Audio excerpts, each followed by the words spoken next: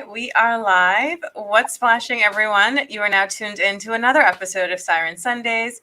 On this episode, we have two very special guests. The first guest that you see here with me is Amy Smith. She is the COP26 Caribbean Climate Change Policy Manager. Welcome, Amy. Hi there. Really good to see you, and thanks for inviting us on. Definitely. Very excited to have you on. And I know we will be joined by the British High Commissioner to Nassau, Sarah Dickson, a little later in the show. So all of you guys stay tuned for that. We're going to have two guests on this show today. Definitely my first time having two guests and my first time having diplomatic guests. So welcome. Thank you. Awesome. So can you tell us a bit about who you are, Amy, and the path that has brought you to working into climate change in the Caribbean? Sure. So my title, as you say, is a sort of Caribbean Climate Change Policy Manager, which is a fancy way of saying I work across 15 countries in the Caribbean. I'm based in Barbados, but work really closely with the team in the British High Commission in the Bahamas. And my role at the moment really is to make sure we're ready for COP26, which will be hosted in Glasgow in November, and make sure that we're listening to people and kind of having a bit of a dialogue with those in the region. And sort of what brought me here, well, climate diplomacy has been around for a while. So I've been working off and on for about 10 years on climate issues. It's something that I, personally care about. So, you see the impacts around the world when I've been on different postings. And I think now we've reached a point where we really need to step up the action. And I think, I really wanted to come out and work in the Caribbean as countries that are really on the front line of climate change, seeing it day in, day out. We've just had another hurricane in the region. It's the 2-year anniversary of Dorian. So making sure that we bring the politics together with, the reality of what's happening in around the world. Definitely. And you do bring such a great perspective. The fact that you've lived in the different countries. And you said earlier, you were telling me that you lived in Malta, right? Which is another island. And I think the island nations are the ones that are always so impacted by climate change, and we have like the smallest footprint. But I do want to talk a bit about the fact that this month is Adaptation and Nature Month. Can you tell us a bit about what that is? Sure. So sort of as the UK incoming presidency for COP, we obviously have a focus on reducing emissions, so the kind of mitigation targets. But climate change isn't just about that. It's also about adapting to climate change. And that's one of our goals, is to make sure that there's just as much attention placed on adaptation as there is on mitigation. And within that, nature has a really important role to play as well. So, I was hearing about mangroves in some other of your series, and they have a really important role to play, particularly in the Caribbean. So during this month, we are trying to bring a bit more attention onto the need to adapt, particularly in the Caribbean and, including in the Bahamas. We have our Minister, Anne-Marie Trevelyan. She's our champion on adaptation and resilience, and she's in the Caribbean at the moment. As I was telling you, we're sort of monitoring her flights as we speak. She's just been to Trinidad and Tobago, she's been to Guyana, and she's just about to go to St. Lucia. And really that's about seeing how countries are already having to adapt. So, she went to see the ancient seawall in Guyana, which we're having to raise because sea levels are going to rise. And going to see some of the projects that we've got going in St. Lucia. So we work on things like smart hospitals. So, hospitals, if hurricanes hit, they're often quite vulnerable, but they're the places you really need to operate. So making sure that they're greener, but also able to operate, those kind of things are adapting to, climate change that's happening now, but also we know that it's going to be even more intense in the future. So we know we'll get more kind of Category 5 hurricanes in the future and sea level rise. So it's investing the money now and investing the kind of effort now to make sure that you can adapt to that in the future. And I think that's so important because I always tell people who I speak with, and I think I've mentioned on the show a few times, that humans are probably the only animals on the planet or beings on the planet that has not tried to adapt to nature, but has made nature adapt to themselves. So hearing that, we're not just looking at, ways to mitigate, we're actually trying to think about how, well, climate change is here, it's happening now. How can we adapt? And it's beautiful to hear that, making smarter hospitals and even just focusing on ways to create greener spaces. And I know one of the things that you guys are working on is opportunities towards this zero carbon economy. Can you talk a bit about that? Because I know the UK has been working on getting zero carbon emissions for a while. I think you guys hit it, right? You guys are officially zero carbon? Mm-hmm. Yeah, we're not zero carbon yet as the UK, so we're aiming to be by 2050. And we've got a commitment to reduce our emissions by 78% by 2035, which actually is the most ambitious in the G20. And for a developed nation, we love to eat red meat, we love our cars. That's actually a really big stretch. But we've made a big commitment to get there. And what we're trying to do is kind of lead by example. So part of the work I've been doing is speaking to countries and saying, what contribution are you going to be able to do? Because it's a little bit of everything. Every country needs to reduce. But there's, creative ways of doing it, and there's benefits to it. So just to go back to nature of, if you look at sort of protecting coral reefs, if you look at protecting mangroves, actually they kind of have side benefits. So, fishing, for example, usually comes back if you're protecting marine areas. You're going to have less destruction if you're protecting mangroves. And tourists like them, so you're going to increase your tourist trade. So there's a lot of kind of side economic benefits to all of this that we're trying to bring out as well. So in your opinion, obviously from what you've seen, what are some of the things that the UK is doing that you think the Caribbean can also do? Like, I know when I lived there, a lot of people rode bicycles, and I don't see that happening as often, at least in the Bahamas. I know you're in Barbados, but do you think that's like, that is an example? What are some of the ways that Caribbean countries can, or as individuals, can do things to kind of lessen their own footprint? Yeah, sure. I mean, cycling is a good example because I've tried so hard to find a bike in Barbados that as a petite woman, I can cycle. And it's almost impossible because people don't cycle because it's hot and people are used to their cars. But that is something, short distances, quite easy to jump on a bike, totally green and really good exercise as well. So that's something, definitely the Bahamas could look at doing. But also electric vehicles. So we've made a really big commitment to electric vehicles. And the Bahamas is perfect because it's shorter distances. So you don't need to really worry about running out of juice because you're not going to be going very far. So you just kind of charge up your car overnight and then the next day off you go. And electric vehicles are, really coming down in price. The infrastructure can be there. So that's something that you can look at. And, you don't have to pay fuel costs. You just charge just electricity. And on sort of electricity, the cost of solar panels is so much cheaper than it was 10 years ago. And we're doing a lot of projects in the region, and a lot of people are installing their own solar panels. But just getting, how sunny is the Bahamas? It's beautiful. How much could you save if you have solar PV? You've got the natural resources for it. So kind of trying to kind of make the upfront investment, and over 5-10 years, you'll get your money back. So those kind of things, we're really encouraging people to think about. Awesome. And I see that we have Sarah finally joining us. So I'm going to pop her on, and you guys can both talk about, you guys can both tell us a bit about the High Commission in the Caribbean in general. And of course, the High Commissioner, Sarah, is based here in New Providence.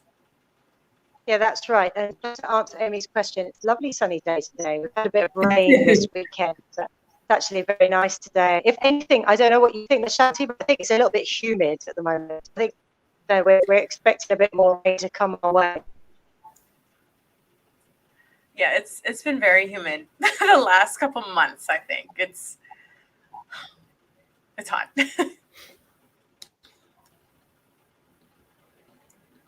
I think we have a bit of a lag from Sarah. Yeah, I think she might have frozen. Well, I know a lot of my viewers are very aware of the Wi-Fi issues in the Bahamas, so we can bear with her for a bit. Definitely. Sure. Which I do think electric vehicles have been improving. I know that there are a few locations here on New Providence that actually have charging stations. I know there's a car rental company that only rents electric cars, and we do have a few of the car places, selling electric cars. And I think besides just the fuel cost, you don't have a lot of maintenance either. You don't have to worry about oil. Yeah. That's great. You don't have to worry about doing any sort of 3-month checkups and all that other stuff. So I'm personally looking to invest in an electric car very soon. Great. That's good to hear. We got Sarah back. No. Yeah, can you hear me okay? Sorry, I'm having some connectivity problems today. My internet's out.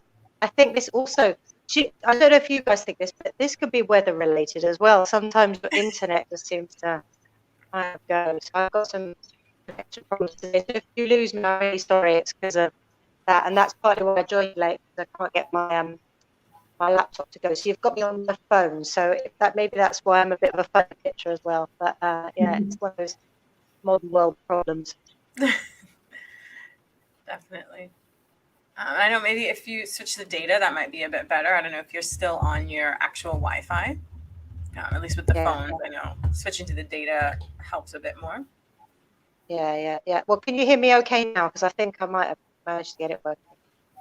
Brilliant. We can hear you okay. Your video is just lagging a bit. Okay. Well, let's see how we go as we go along.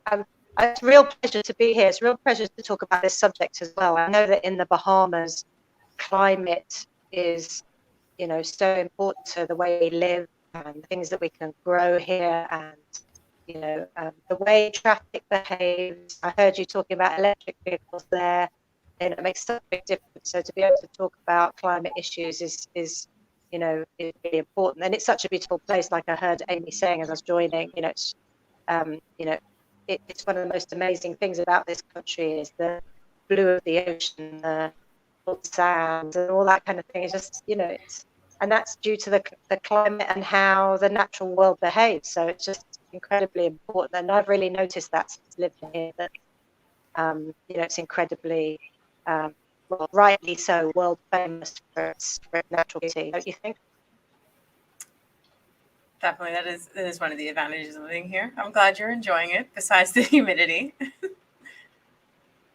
Yeah, that's right.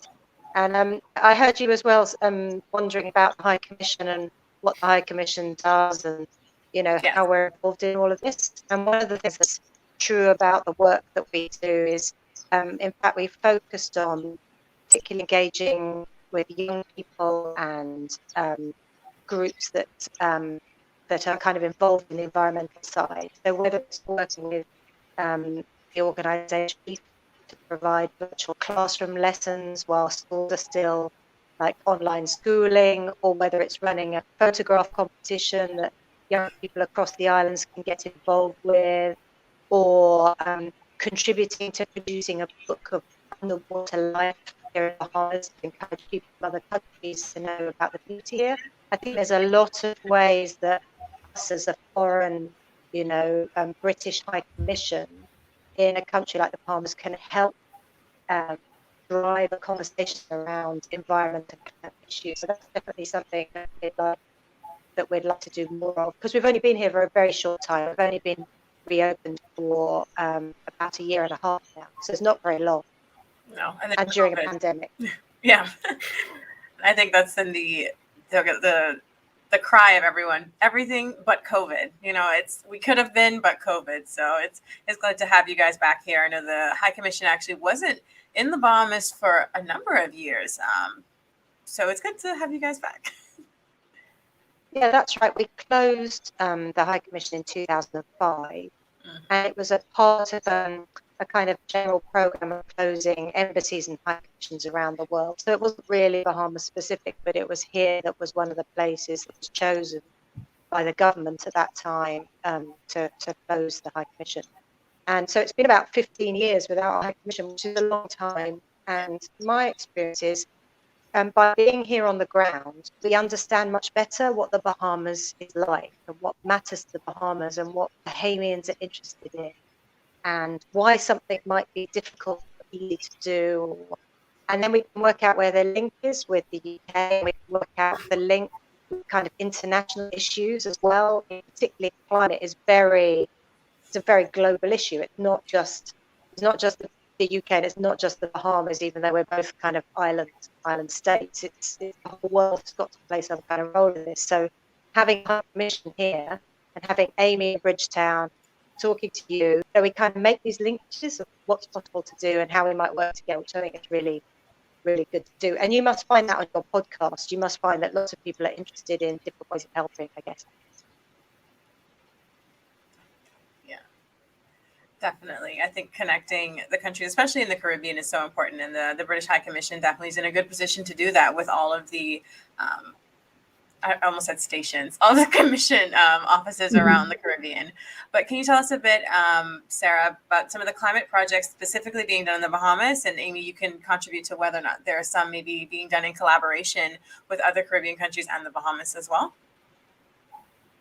Yes, we've been looking at a variety of issues as we've kind of worked here. One thing we did in July was visit the Bahamian National Trust, and the National Trust here has some amazing parks, and we looked at planting mangroves with them to encourage other people to plant mangroves as well.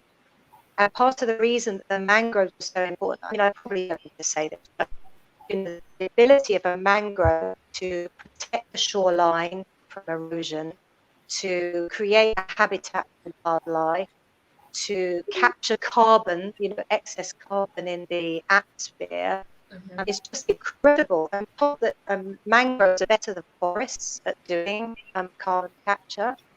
So the High Commission has been looking for a way to promote this idea of protect mangroves, keeping them clean, and then working with organisations like PMT on how to protect those natural spaces. It's definitely something I feel like we're learning as we go. I don't come from a country that has much of a mangrove coastline. We've got kind of other things going on in the UK, so I find myself learning as I visit national parks as well about what's important, and hearing from the experts here is really a great thing. And one of the National Trust workers, Bradley Watson, has won a British government scholarship, and he's going to go to the UK and study sustainable development. And that's I see Bradley on the chat. So this is kind of part of the link of this global linkage that we have on climate issues. Is some of this sustainable development stuff, like protecting the shorelines or protecting the mangroves, or working out how we have what's known as nature-based solutions to some of the climate change issues we're seeing are really important. And you can do it on a local scale. So just, planting mangroves locally, keeping your shoreline clean, things like this make a huge difference. So I suppose that's one example. And I guess, Amy, that probably links to things that you're doing in other islands as well, I guess.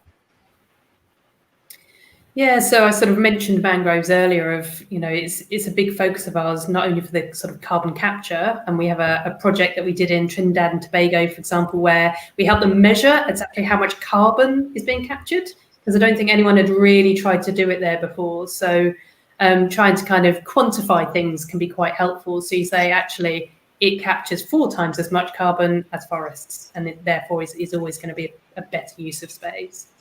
And then you mentioned nature-based solutions. We're working, across the region, really trying to encourage governments to kind of look at some of these solutions. And actually, one thing I found is in the Caribbean, this better than us. You live here. We're just visiting, so exactly what solutions you need, and you're really passionate, particularly about things like oceans, as you are, of how do we use some of this nature and how do we preserve some of this nature, but also, one of our key goals for COP is how do we finance some of this? So, one of the commitments we've made is trying to raise the $100 billion a year to try and put that back into solutions, not only for sort of reducing carbon, but also things like nature-based solutions, adaptation that I mentioned earlier. So it's something we're really conscious of, and we're trying to make sure that people, locally driven projects, because better, but just having the finance available for that is one of our big priorities for November. It's definitely exciting. Can you actually, whether it be you or Sarah, tell us a bit about what COP26 is? I know, again, we always throw these terms around, and I think the conservation and environmental sector is famous for acronyms. So can you tell us a bit about Love an acronym. it just makes everything so much easier to the point where your sentences are just a series of acronyms, right? So can you guys tell us about what that is? And I know, Sarah, Amy, we talked about how the UK was actually supposed to host it last year, but of course, COVID. So can we talk a bit about that and maybe the relationship between that and the Bahamas, and then the Caribbean is a wider?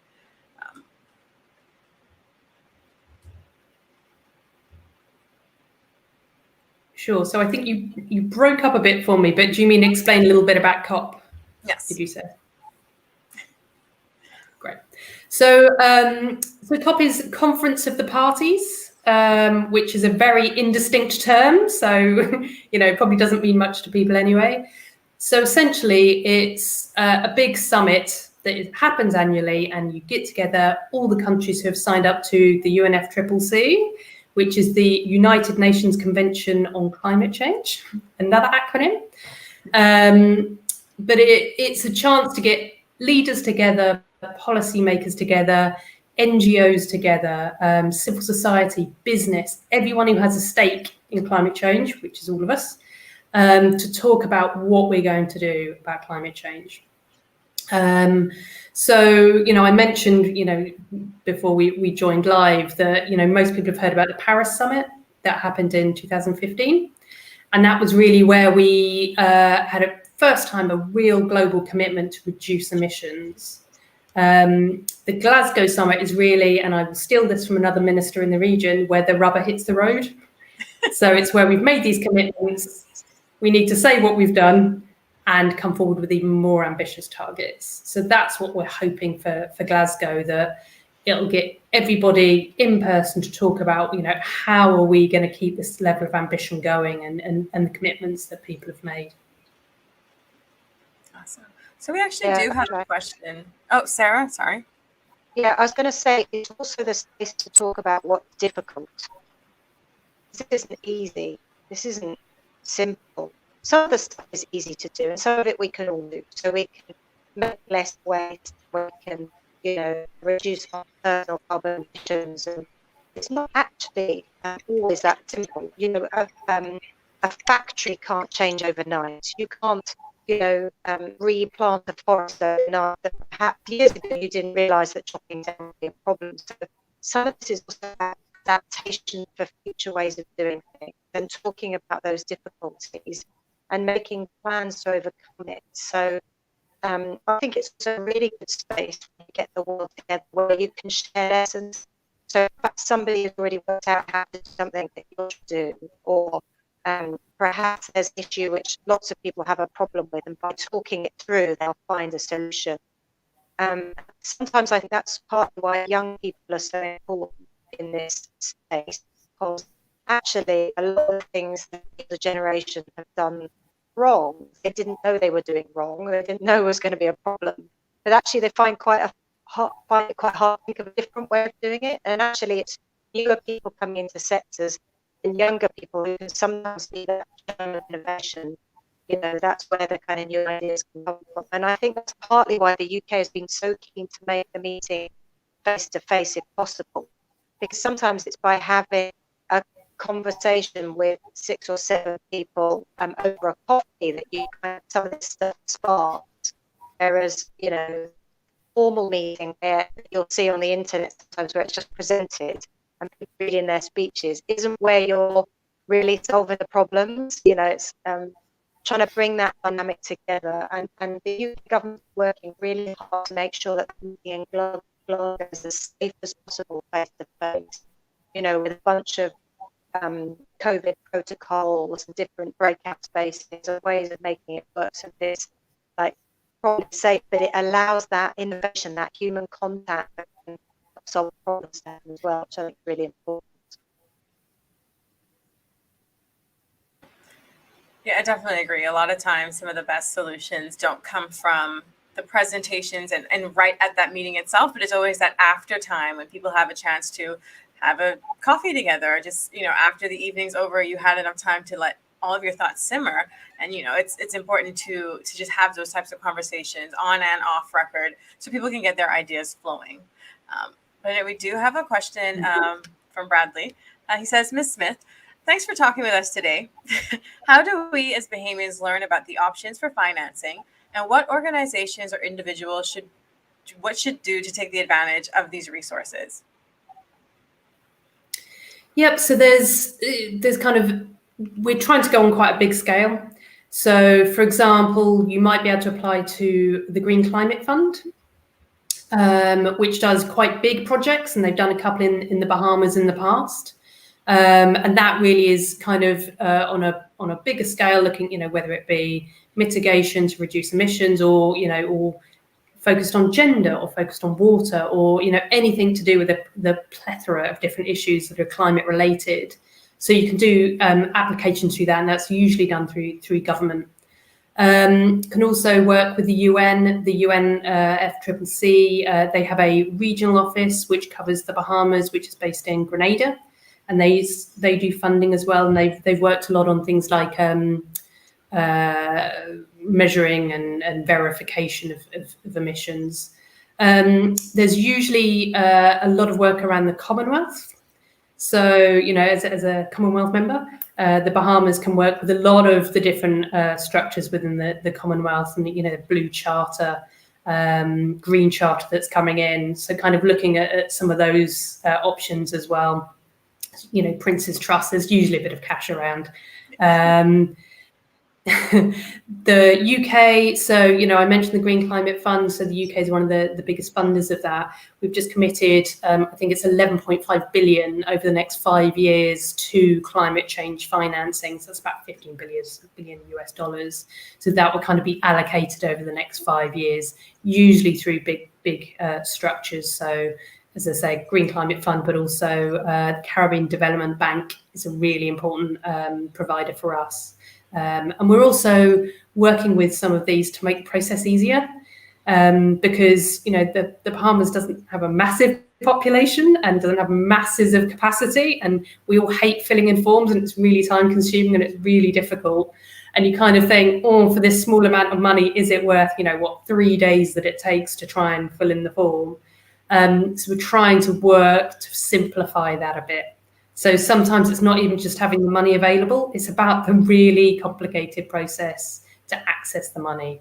And that's also what we're working through. So, we're really open to ideas of how to improve that on all scales. So we're trying to do work around that and do feed some of those ideas you have in of how we can make things easier. And just to sort of, sorry, go on. No, you can finish. And just to go to Sarah's point about the in-person and kind of wanting to listen to people, I just wanted to flag that youth is a really important strand for us, and listening to younger people's voices. So there'll be a Youth for Climate conference held in Milan. I think that's the end of September.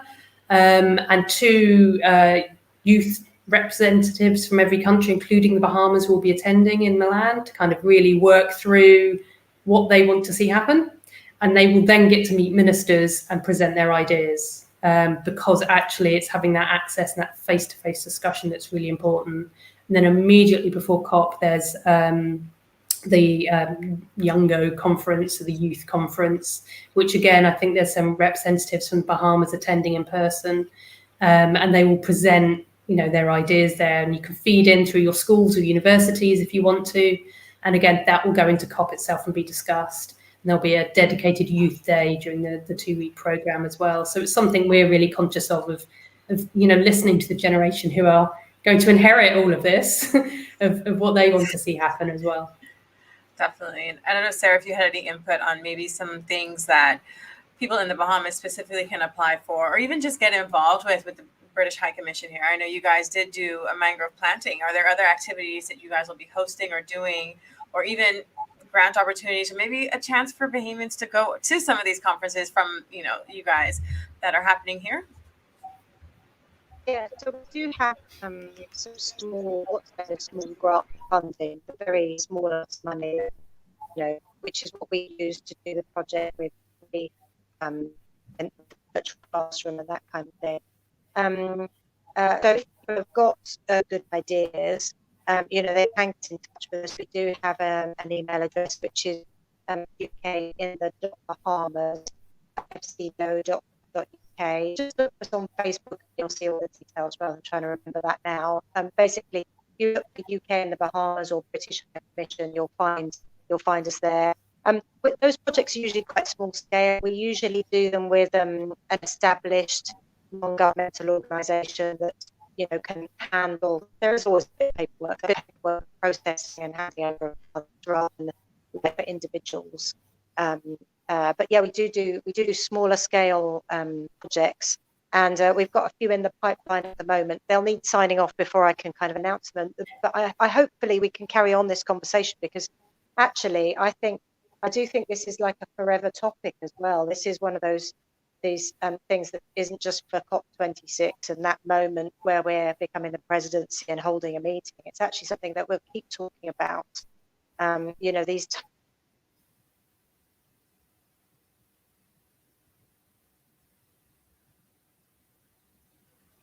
Oh, I think we've lost Sarah.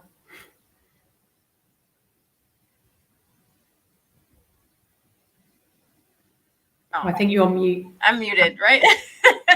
But it's got to happen this one.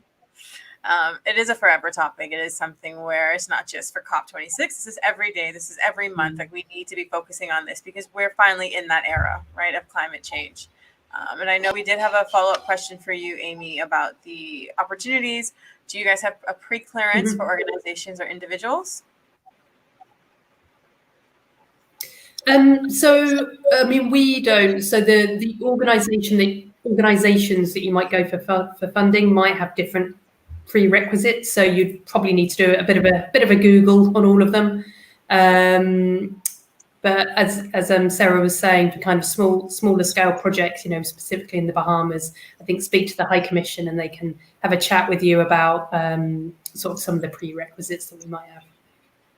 Yeah, and after my conversations with Jerusa, I hope I'm pronouncing her name properly. She's not here with us, but she definitely was very crucial in organizing this. She's very friendly, very easy to talk to. So as the commissioner stated, just shoot them an email, contact them on Facebook. They're very interested and very ready to interact with the Bahamian public that are interested in these topics. And like they said, they have some small projects that are going to come on stream soon. Hopefully we'll find out what those are once they get clearance. But in the meantime, I'm not quite sure if Sarah's going to be able to hop back on. But Amy, are there some other things that you want to discuss about, some of the regional things going on? I know we've done mangrove planting. Are you guys doing regional efforts for mangroves in general? We're not specifically focusing on mangroves in every country. I mean, sort of part of the, Sarah might be back. So when we say, we're really interested in projects, also we're really interested just in the projects that we might not be able to fund. So if you are thinking of doing some activity, and as having the UK involved would be helpful, hopefully when COVID improves, we can, host things. I'm offering up Sarah. Hopefully we can host things and do receptions for you and promote and, all of those things. Sometimes it's just talking about it. I'm sure that Sarah throws a good reception, I have no doubt. Those kind of things that we're happy to do as well. Across the region, as I mentioned, we've been doing a lot of infrastructure projects. So hospitals, roads, ports, all of those kind of things across the region. But one of the campaigns I really want to mention that we're doing is more on the political side, which is the Global Ocean Alliance. And it's one that Sarah knows I'm really passionate about. And that is that we're aiming to get everyone, every country to agree to protect 30% of the world's oceans by 2030. And that's something that, we've been sort of flying a flag for. I think in the Bahamas, you've already got a commitment to 20%, but it would be great to kind of see that increase to 30%. The campaign itself, it's not 30% of each national water. It's a global effort because we like to be global. So hopefully countries can feel comfortable signing up. And Sarah knows that it's one I'm keen on. We've just had Barbados sign up, Dominica, Guyana, Trinidad, Tobago. So hopefully there's a bit of a groundswell of support. across, and really that, you see a lot of benefits of protecting, marine protected areas, as you will know better than me, has a lot of side benefits. So that's something we're really championing at the moment across the region. And the other campaign we're looking at is the Leaders Pledge for Nature. And that's at leader level, making a commitment to biodiversity, because biodiversity is just as important. You were speaking on some of the other episodes about the diversity in the oceans, just as much diversity in forests, wetlands, all of that. And once we lose it, we lose it. So we really need everyone to make commitments around that as well. So those are kind of two campaigns we've been working on across the whole of the Caribbean. And again, it would be great to see the Bahamas there. Definitely.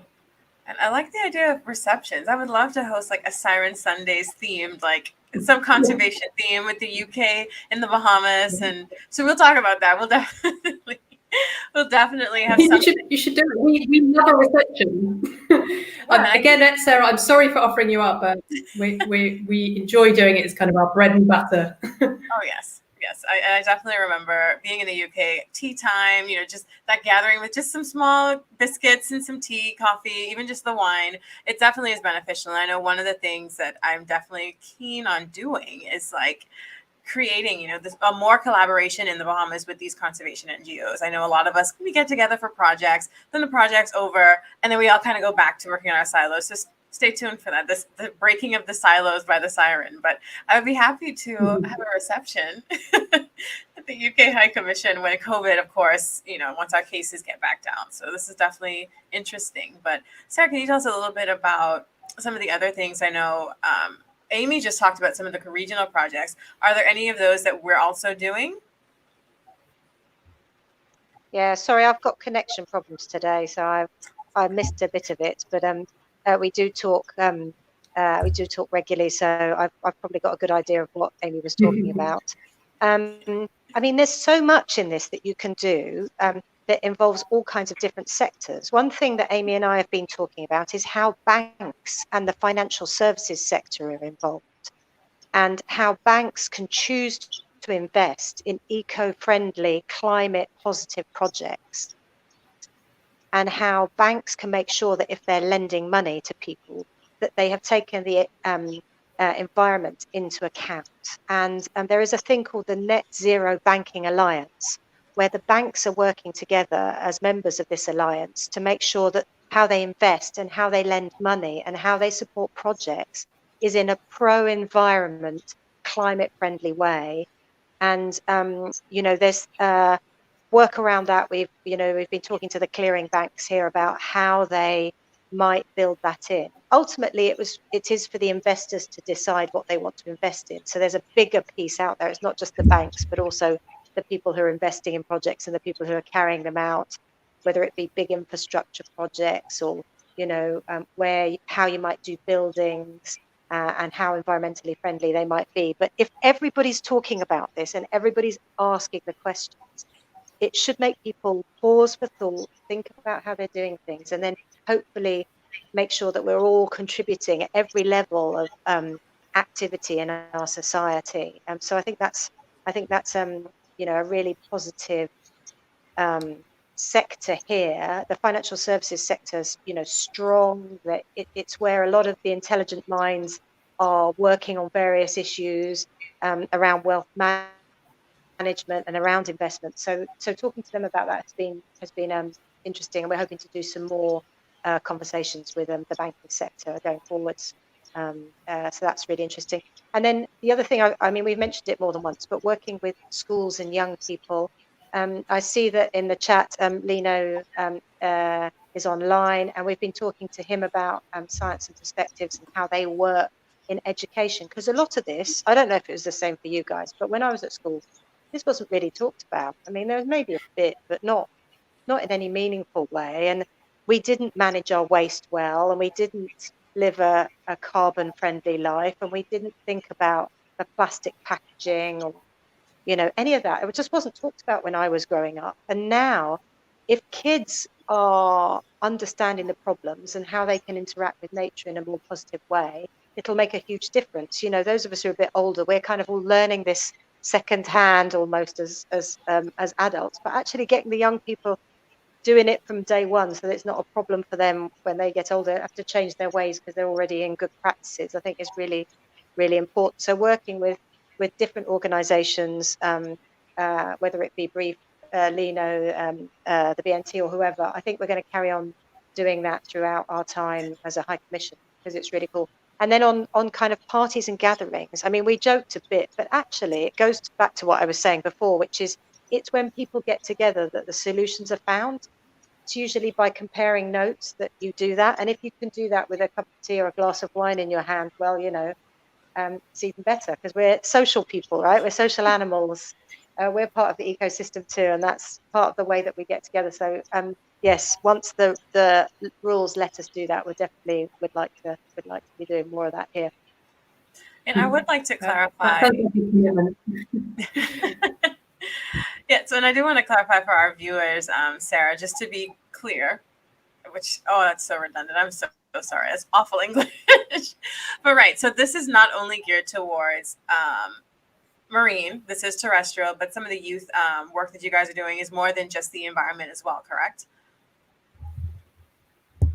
Yeah, that's right. So we do a variety of different things. So as an embassy, I mean, we're called a High Commission, which I know confuses people, but it's basically an embassy. It's just that this is a Commonwealth country. So in Commonwealth countries, embassies are known as High Commissions. We do a bit of everything, really. So environment is definitely one of the things we do. We do trade and economic issues.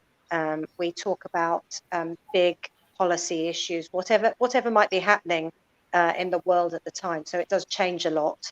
But scientific issues, we talk about scientific research together. We talk about law enforcement and security. We talk about things like hurricane preparedness and disaster control. I always talk about the neighbourhood in that context. Your nearest neighbours may not be able to help, so maybe the UK would be involved in hurricane work. You've got Turks and Caicos, which is a British overseas territory, Cayman, places like that in the neighbourhood. So working together on these things as the UK with the Bahamas is really, really important. And then we do general stuff like education and health cooperation where it's needed. So yeah, as an embassy, as a High Commission, we do a whole raft of different things. One thing that sometimes frustrates people is we don't issue passports and we don't issue visas. So all of that's done overseas, but it does mean we get asked a lot of questions about it, because usually people think of us and they think of visas and passports. So that's one area where we try our best to let people know what's going on, but actually the passport agency issues passports in the UK and the visa people issue visas in the UK. And there's some process around that people always ask us. But actually, I've never issued a visa or passport in my life. So usually I'm trying to find out myself the answer to the question. But I know that sometimes people think that we do that, because many years ago, the British High Commission that was here 15 years ago would have done some of that work. We just, in the modern world, it's all online. It's all on the internet nowadays. So it's a bit less of that goes on. And then another thing we do, or at least when COVID lets us, is we try and bring people together. Because one of the best ways to know each other is to meet each other. So trying to bring British people together with Bahamians and getting to know each other and what our countries are like in the modern world is also something that we try and do when it's possible. Sometimes through podcasts like this, right, Lashanti? It's it's a good way to do it as any. Definitely. So yeah, I'm definitely excited to see collaborations getting better and stronger in the future as we move away from COVID. I'm excited to hopefully get out of this pandemic one day. But I know we do have one more question in the audience from Dr. Davis. Have you guys done any bird work? I know he's particularly keen on birds. So locally, the only thing that I can think of that would be bird related is when we did a photograph competition. The photograph could be of anything and to do with nature-based solutions. So there were some people that photographed a variety of different things, but I tell you, I don't know an awful lot about the birds of the Bahamas, so maybe Dr. Davis and I can have a chat about this. I don't know if, Amy, you've done some more regional stuff around kind of birds, but I know that here I did visit the Leon Levy Nature Preserve on Eleuthera, and they've got really interesting habitats and a viewing platform where you're at kind of treetop level and you can see the birds a bit more easily. And that was an experience I had. Also, just near to New Providence, there's an island with a place you can visit called Blue Lagoon, and on there you can do a bird tour as well. And I remember seeing quite a lot of birds when I was doing the bird tour on Blue Lagoon. So that was interesting. But I must admit, it's not something we've done an awful lot of so far. That's more on a kind of personal level. But Amy, I don't know if there's anything more regional to do with birds that you kind of looked at. Yes, it's sadly not that I'm aware of. And like you, I've been admiring the birds in Barbados and kind of wondering what more we can do because they're all pretty cool. I think mainly it's been around the nature-based solutions and Leaders Pledge for Nature. So the sort of push we have on biodiversity more broadly that we're doing rather than anything more specific on birds. Sorry, go on. Sorry. No, go ahead. But I was just going to say, as Sarah says, it sounds super interesting. So, if you have thoughts, we'd be really up for it. Well, I know Birds Caribbean is a pretty well established, and I'm sure Dr. Davis can talk a bit more about that. But they are an organization, or maybe I don't know if organization is the right word, but Birds Caribbean does focus on the birds around the region, and birds are very significant, and even with things like climate change, because they're the ones that move the easiest, right? So they move based on weather. Of course, we always say to fly south for the winter because they're running away from the winter. But climate change, migration is very real in animals and will become even more real for people, as we will start to see in the next couple decades. But hopefully we can mitigate that and adapt to that, as we've talked about in this conversation as well. And I don't want to hold you guys too long. I know we're just coming up on 50 minutes. To take it a bit back to the marine side of things, I do have a question for each of you. We can let Amy go first, and Sarah, you can close us out with this. But what is your favorite sea creature and why? Oh, that's a tough one. And as a diplomat, I don't think we should pick, should we? Don't want to offend the ocean population. I mean, so I grew up by the sea. I grew up in Folkestone, where I used to sort of see all the all the fishermen come in with their whole. I mean, I think it is really hard to tell. I mean, I will simply say that I recently did a bit of snorkeling with turtles. Which was pretty magical in Barbados. So that was a magical experience, but I wouldn't like to pick specifically a creature. And we'll hand over to Sarah to see if she's a bit more upfront than I am. Yeah, I've got less trouble picking. Can I have a top three? I'm going to have top three. The green, is it called the green sea turtle? I think it's called the green sea turtle. It's so beautiful, and I love the way it feeds kind of slowly on the seagrass, and it looks like one of those kind of ancient beasts that must have been in the ocean. I don't know anything about turtles really, but I just love them because I think they're so just so lovely. And then so my second would probably be the nurse sharks, because sharks have a bit of a bad reputation, and nurse sharks help people understand that sharks are not necessarily something you need to be afraid of. They're kind of like the intro to sharks, where you can kind of learn a bit more about how sharks contribute to the cycle of life, and I think they're really beautiful. And then I haven't been able to see them, but there are kind of seahorses, and there's a pond, I think, especially in the Bahamas, it's being protected, where seahorses there's like a nursery. And so I've got a bit of an idea that I'd like to, at some point, learn more about the seahorses. I think they're amazing because they're so small and so beautiful and so almost like an alien creature, don't you think, in some ways, the way they've evolved, which just, I mean, for me, goes to show some of the diversity of marine life. So I've probably forgotten something else that I like as well, but those would be my top three that come immediately to mind. So I'm being less diplomatic. You know, sometimes you gotta put your chips down and make a choice. And those would be mine, I think. But the best thing about the Bahamas, right, is there's so much to see under the water. That's partly why we help fund the underwater book, which Brief have been selling for charity, because it's just this incredible diversity under the sea. Definitely.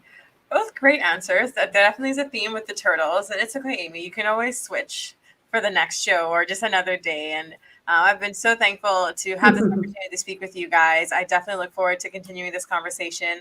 Again, maybe on a follow-up episode or maybe something in person when we have tea. But yeah, and thank you guys, all the viewers, for watching, for riding another wave with us on Siren Sundays. Thank you so much to our guests. Thank you. It's been a real pleasure. Awesome. And so I will... No problem. Thank you for having us. Really appreciate it. And I'm so sorry my connection has been so dodgy today. Yeah, it's... Welcome. All right, well, thank you guys so much. And I will see you guys next week. Always yours, Lashanti the Siren.